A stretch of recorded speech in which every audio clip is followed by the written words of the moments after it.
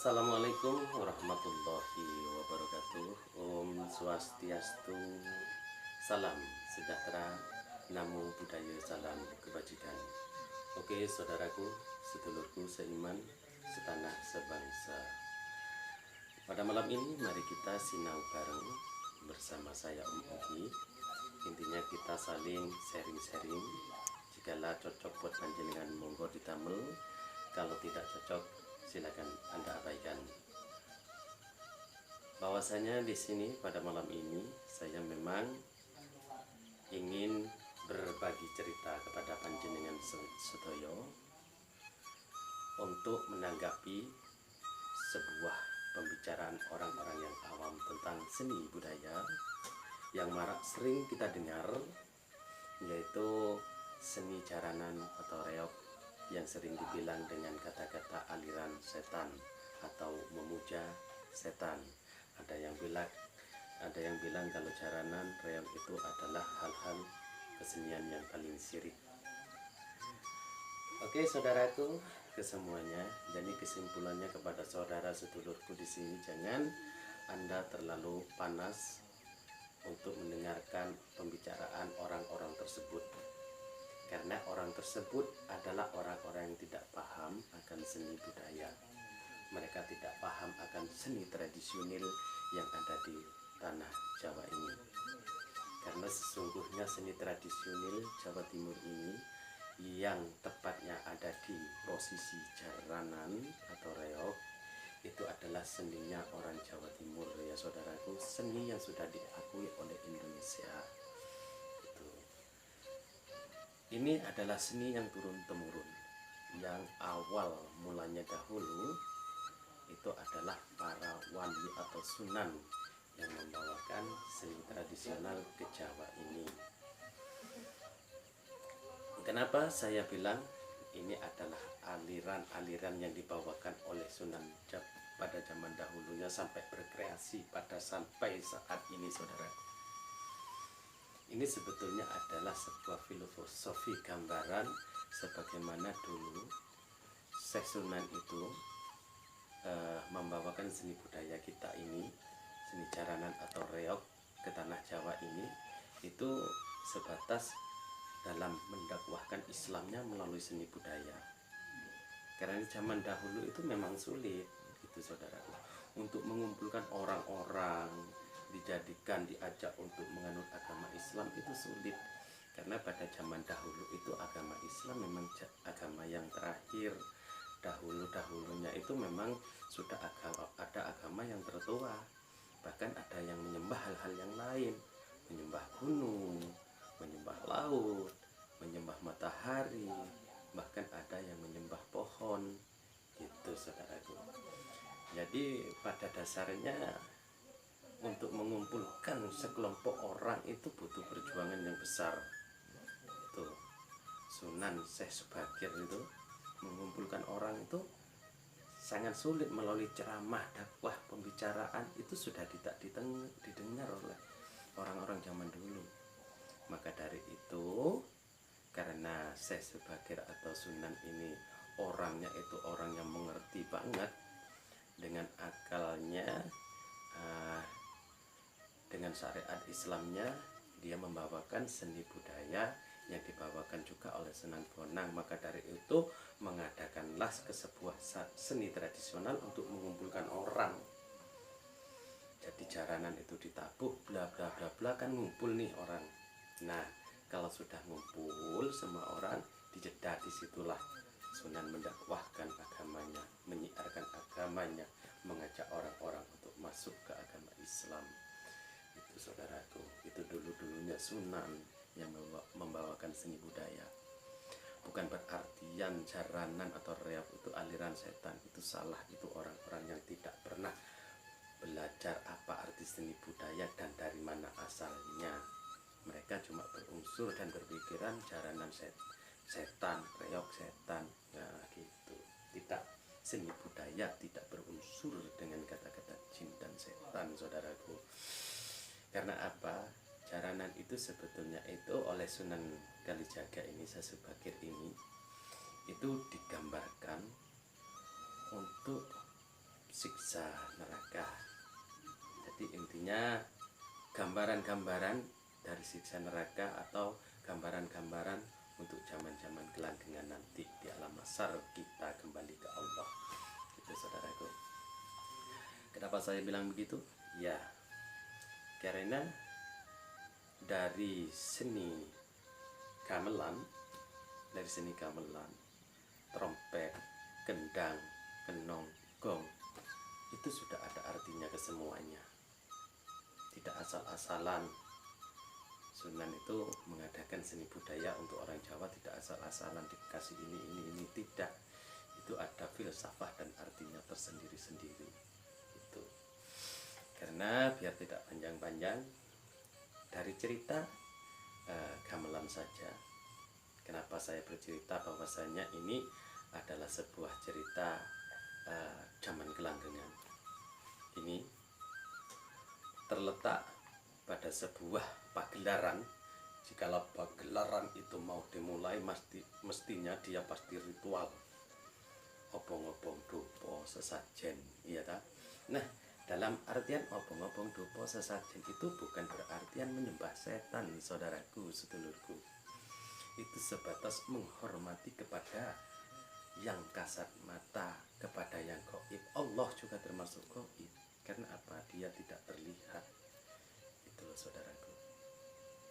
Maka dari obong-obong sesajen ini, itu menandakan kita itu menghormati kepada yang gaib.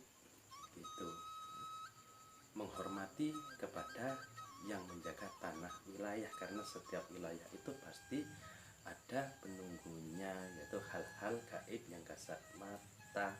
Itu bisa disebut danyang katanya. Danyang itu yang ya bisa dibilang gaib. Itu saudaraku, okay? Sajen yaitu dalam rangka untuk menghormati hal yang kasat mata. Itu yang terletak pada sajen, menghormati intinya yang kasat mata ataupun tumbuh-tumbuhan. Kan di sajen itu ada macam-macam barang, polowijo juga ada di sana, terus ikan laut juga ada, ya ta? Nah, jadi intinya kita hormati di sana untuk kesemuanya ciptaan Tuhan, makhluk hidup yang ada di bumi. Maka di sana juga di sajen itu ada ayam panggang, ayam hidup, karena itu menandakan ya juga ada makhluk-makhluk hidup seperti lain-lainnya, seperti hewan juga makhluk ciptaan Allah, itu tumbuhan, polowijo itu tadi. Nah, dengan ngopongi sajen kita itu menghormati, saudaraku. Oke, lanjut biar tidak panjang. Terus tatkala sajen sudah diopong-opongi untuk awal-awalan, pasti dalam untuk membuka tabir seni tradisional untuk bergenderang. Kalau jaranan reog ini pasti diawali dengan trompet, gitu saudaraku. Trompet didahulukan, baru yang lain nyusul. Karena apa? Trompet itu menandakan itu adalah sebuah trompet sangkakala, saudaraku. Kenapa? Nanti kita kalau sudah pada zaman terakhir nanti juga akan ada tiupan trompet sangkakala, yang mana trompet sangkakala itu mengartikan inilah hari kebiarnya, inilah hari-hari detik-detik menegangkan, iya toh? Itu saudaraku. Trompet itu menandakan adalah sebuah gambaran sangkakala gitu. Terus disusul dengan bunyi kendang. Tatkala sudah berbunyi itu kendang pasti ikut, endang dang tak dranga gitu. Itu kendang namanya. Endang, ya, kata-kata Jawa endang. Jadi intinya endang-endango awakmu tobat, endang-endango awakmu eling marang sing kuwasa. Nah, itu terletak pada kendang tersebut, saudaraku. Gitu.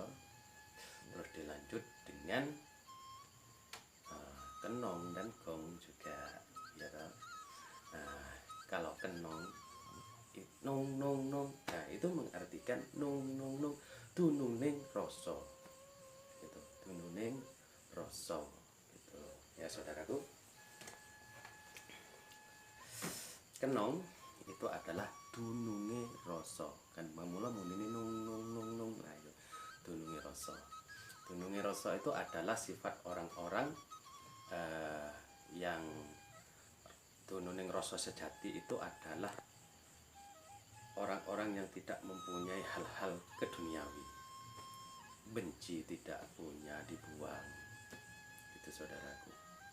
Jadi intinya mereka tidak memikirkan hal-hal keduniawian, itu tidak terlalu muluk-muluk untuk mengejar keduniawi itu, karena sesungguhnya duniawi itu hanyalah titipan dari Allah, mati tidak dibawa. Hanya membutakan mata seseorang jika ada orang mengejar-ngejar duniawi itu mangula dikasih ning dununge rasa sejati, yaitu adalah kekosongan artinya. Jadi tidak punya benci, tidak punya iri itu saudaraku ya. Marilah kita bersifat seperti dununge rasa ini, jangan terlalu mengejar ambisi keduniawi gitu. Karena apa? Mati pun tidak kita bawa gitu. Oke, dilanjut lagi ya dengan gong. Gong itu melambangkan sebuah adigang, adigung gitu saudara. Adigang, adigung, adiguno. Kita hidup di dunia memang sudah ada adigang, adigung, adiguna, tetapi kita tidak harus mempunyai sifat adigang, adigung. Yang dicontohkan sifat adigang, adigung ini, kita itu mempunyai sifat sombong, angkuh itu, terus sok gimana gitu saudara, sok pamer, jangan ya saudaraku. Mari kita mempunyai sifat adigunonya saja. Jadi intinya kita kepada manusia yang berguna untuk lain, berguna untuk saudara, berguna untuk bangsa, yaitu adiguno. Mending tatkala kita itu mempunyai untuk segalanya, marilah kita bersifat adigang, adigung, adiguno ini kita gunakan, tetapi jangan sampai terlalu kita membesar-besarkan diri kita so adigang, adigung, jangan. Ini adalah tuntunan dari beliau Sunan Kalijogo atau Syekh Subagir yang sudah melambangkan untuk kesemuanya ini saudaraku. Dan dilanjut lagi, biar tidak panjang ini singkat-singkat saja saudaraku. Jikalau saudaraku ingin yang lebih detail, monggo kita duduk ngopi, cerita-cerita bareng, pengen ngerti apa sih sejati ini seni, apa bener sih jaranan reog itu aliran setan, tidak ya saudaraku. Tetap himbauannya tidak ada kata-kata setan di seni budaya gitu. Terus dilanjut dengan kehadiran jadilan. Setelah itu cingkrak-cingkrak jadilan ini saudaraku datangnya, itu menandakan arti kelahiran seseorang di muka bumi. Kenapa bisa begitu? Ya, coba Anda cerna, bayi lahir itu dia tidak mengenal Allah, tidak mengenal warna, tidak mengenal isi alam apa itu bentuknya, tidak mengenal huruf atau angka, bahkan tidak mengenal isi alam. Jadi dia itu cower dari rahim ibu, kayal-kayal, kayal-kayal, orang duit duga, orang duit dur. Itu saudaraku. Nah setelah itu,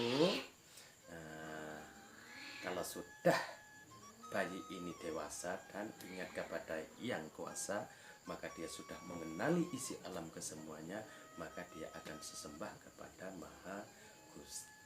Sama dengan jadil tadi, metune cingkrak-cingkrak, orang duwe tuga, orang duwe tur, kaya wong orang duwe sopan, asal metu orang suluk salam, ora assalamualaikum, pokok metu cingkrak-cingkrak dar-der ya toh.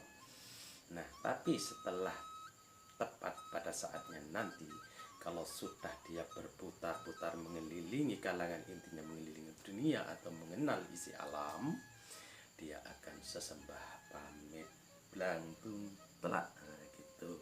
Itu jadil gitu. Nah itu saudaraku, jadi intinya jaranan reog itu adalah sebuah gambaran filosofi yaitu untuk kehidupan kelanggengan nantinya.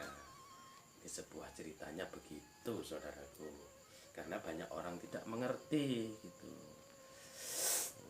Terus dilanjut, apa bener kok jaranan reok itu kesurupan? Kok nanti bukan, itu bukan kesurupan. Kan saya sudah bilang ini filosofinya adalah gambarannya gitu. Karena orang dulu itu tetap saudaraku diceritain melalui ceramah seperti kiai-kiai sekarang ini, yang ceramahnya enak didengar. Karena apa? Orang sekarang itu mayoritas sudah banyak yang muslim. Kalau dulu nggak ada, sedikit, paling sedikit. Satu desa itu belum tentu ada yang Islam loh saudaraku. Jadi sulit. Jadi mengumpulkan orang ya itu lewat seni budaya, menggambarkan zaman kelanggengan itu. Kenapa orang itu kesurupan? Dadi itu adalah gambaran orang yang dirasuki nafsu gitu. Enak diem, enak rokokan, ya tak? Enak dandan, enak omong-omongan, enak lagi ngopi, dia tiba-tiba ngeblak kesurupan. Nah itu adalah gambaran seperti kita ini. Jikalau kita enak-enak duduk manis, ada orang lewat, nah gitu kan, enak di warung kopi, nafsu setan masuk ke kita. Nah itu loh sebuah gambarannya. Jikalau orang sudah dimasuki nafsu, hawa nafsu atau setan iblis, maka akan lupakan segalanya. Itu yang terjadi pada orang jaranan tadi. Itu gambarannya disusupi hawa nafsu. Jadi dia dadi jambu. Nah itu bertanda orang itu ternyata mudah untuk dimasuki hawa nafsu. Itu loh saudara. Terus kenapa kalau memang dia tidak dadi, terus tangannya dipecuti, mangan geni, sikilnya dipecuti? Kan saya sudah bilang tadi, itu adalah sebuah gambaran saudaraku. Pada zaman kelanggengan nanti gambaran siksa neraka ada. Kalau sekarang ada sebuah gambaran atau sebuah, beli aja di toko-toko banyak ya kan. Kalau dulu nggak ada saudara, karena zaman dulu tuh nggak ada pabrik, jadi menggambarkan itu. Kalau nanti di zaman kelanggengan, kalau orang yang suka tangannya mencuri, tangannya panjang, enak jumput yang bukan haknya, di alam kelanggengan nanti bakal datang cambuk yang mencambuk tangannya sendiri, bahkan diiris-iris dengan pedang sendiri, bahkan lidahnya diiris-iris sendiri. Sama dengan orang jaranan makan api di alam kelanggengan, alam masal nanti bakal ada orang yang makan api tiba-tiba datang. Itu loh saudaraku. Kenapa kaki dicambuk? Sama juga itu gambaran. Oke, pasti sudah terkurung oleh panjenengan. Oh iya ya, memang iya. Sebetulnya itu adalah gambaran saudaraku. Kan lagi, kenapa barongan itu mangap-mangap, terus dikeprok-keprok nih, gini. Nah iya, barongan itu warnanya merah, tidak asing dengan warna merah hitam kalau dulu, ya kan? Ya kalau zaman sekarang sudah berwarna-warna, ada yang hijau, ada yang putih. Kalau dulu memang mayoritas barongan itu warnanya merah, karena merah itu adalah gambaran orang yang berwatak keras, angkuh dan rakus serta tamak. Itu menggambarkan orang-orang yang rakus, tamak, muangap gitu. Itu barongan. Ini menandakan adalah sifat orang yang serba kurang, rakus, tamak, yang bukan miliknya diambil, uang haram dia makan, uang anak yatim piatu pun diembat, bahkan uang masjid pun diembat. Ini adalah pokok intinya berwarna merah barongan. Itu adalah sifatnya orang rakus, tamak, ya suka minum sembarang lah, intinya kejelekan di sini ya. Kenapa barongan itu berwarna merah? Itu adalah watak, dan kepalanya naga, dayang anjing atau apa, tetap kepalanya seperti sosok hewan, badannya tetap manusia, tetap badannya manusia. Di gambaran siksa neraka pasti Anda pernah melihat kalau di situ ada siksa-siksa kubur untuk orang-orang yang kelakuannya rakus, berwujud kepala ular, berwujud kepala anjing, tapi badannya manusia dengan perut yang melilit. Iya toh saudaraku? Iya. Maka dari itu, ini sebetulnya adalah filosofi gambaran dahulunya, saudaraku. Jadi pada inti dan pada dasarnya buat saudara-saudaraku, sedulurku yang awam akan seni budaya, janganlah Anda mengecam seni budaya itu aliran setan, aliran iblis, aliran sesat. Jangan. Jenengan ngajinya kurang, mangulo tolek ngaji ki ojo menunggu tok. Ojo mung maca nanging ora ngertine. Gitu lek buru maca Al-Qur'an ya iso, kabeh-kabeh iso, tapi artine kuwi kudu disaring. Itu saudaraku, anak TK pun sekarang itu bisa ngaji. Itu loh, duduk di musola ngaji itu bisa bla bla bla dengan lantangnya baca la la gitu. Tetapi artinya kalau tidak disaring maka yaitu timbullah hal-hal yang filsafatnya tidak benar. Tetapi kalau ngajinya panjenengan itu diambil artinya, disaring, kalau tidur gini-gini dibayangkan, insya Allah akan terbuka buat panjenengan. Kalau hidup panjenengan itu ada di tanah Jawa, bukan di Arab. Mari kita sebagai warga Jawa Timur, warga Indonesia, itu bolehlah kita beragama apa saja itu, tetapi jangan kita itu menjadi sosok yang di sana. Kita itu adalah orang Jawa. Jikalau kamu adalah orang Muslim, menjadilah Muslim yang sejatinya saja. Jangan jadi ke Arab-Araban. Karena apa sejatinya kita Islam itu karena Nabi Muhammad SAW, bukan karena orang Arab, saudaraku. Intinya kita itu menjadi Islam karena Nabi Muhammad SAW, bukan karena orang Arab. Ya kan? Dalam syahadat tidak mungkin Anda membaca asyhadu an la ilaha illallah wa asyhadu anna arabiyya, gak mungkin. Ya tetap asyhadu an la ilaha illallah wa asyhadu anna muhammadar rasulullah. Orang kalau mau masuk Islam tentunya membaca syahadat. Jadi intinya tetap kita Islam bukan karena orang Arab. Kita Islam karena Nabi Muhammad. Peraturan kita tetap ada di tanah Jawa. Peraturan Arab yang untuk Arab jangan dibawa ke sini. Gitu ya saudaraku. Mari untuk kesemuanya, jika panjenengan masih kurang dengan obrolan pada malam ini, insya Allah akan saya lanjut dengan sebuah cerita-cerita seni itu apa dan bagaimana tindakannya seni. Apa betul seni itu ini, insya Allah akan saya jabarkan buat panjenengan. Semoga bermanfaat buat Anda. Wassalamualaikum warahmatullahi wabarakatuh. Salam.